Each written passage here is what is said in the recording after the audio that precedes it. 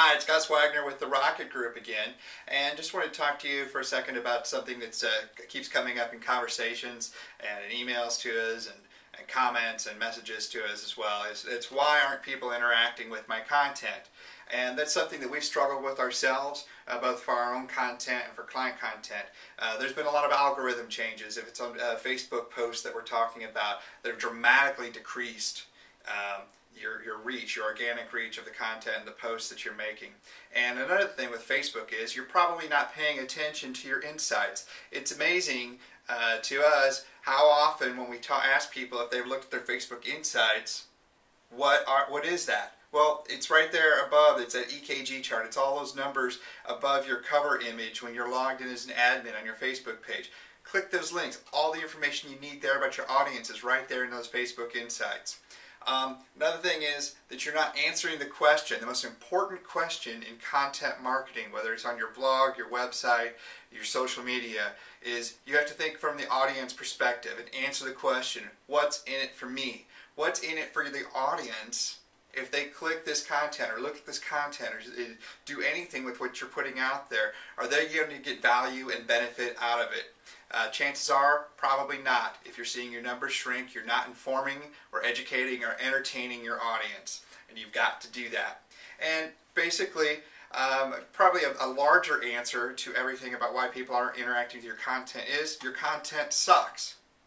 And I hate to be so brutal about that, but it's the truth. And we've gone through periods where our content sucked, and that's part of the reason we really lost some audience reach. So we know what we're talking about. I'm man enough to admit that sometimes our stuff sucks, but we work to strive and improve, and you can get that up to a standard of excellence every time we post something out there. So what can you do, or what are some things that you're doing right now?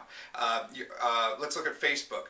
All your posts are about links. You're dropping a link in and bringing up a link to that web page, the auto link feature that comes up, and that's being downgraded in the Facebook algorithm. So you don't want to be just posting links in there. You also don't want to be spamming or putting a bunch of silly nonsense out there, because those type of things, the BuzzFeed type content you see out there, the lists, the quizzes, etc., those are being downgraded as well by Facebook, and you're going to have even less success than you did with the little success you had in the past with that type of content.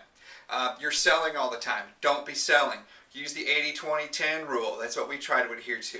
80% of our information is trying to educate our audience. 20% is trying to inform them, activities, events, things we're sponsoring, things that we're involved in, etc., that are beyond doing business with the Rocket Group. And then 10% of the time, even less to our strategic standpoint, 10% of the time we're selling to you, we're trying to sell to you. So 80-20-10, 10% of your content or less should be about sales.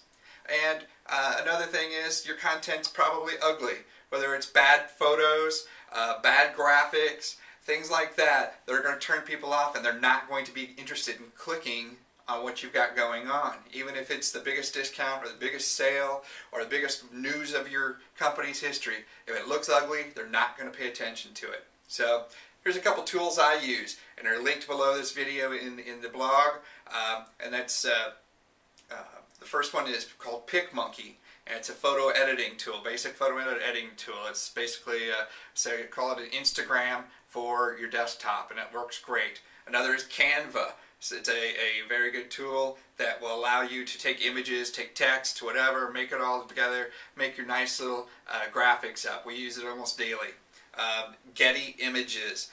The Getty family, the Getty firm has been around for generations providing content, and they've recently opened up a lot of their creative image gallery to the public for use, since we are all stealing it anyway on Google Images. So go to Getty Images and use it correctly.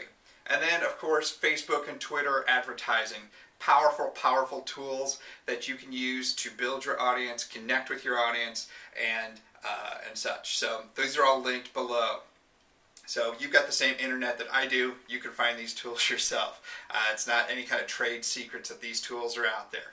So if you need some help, give us a call, shoot us a message, shoot us an email. Let's talk. And I thank you for the time. I'm Gus Wagner. I own the Rocket Group.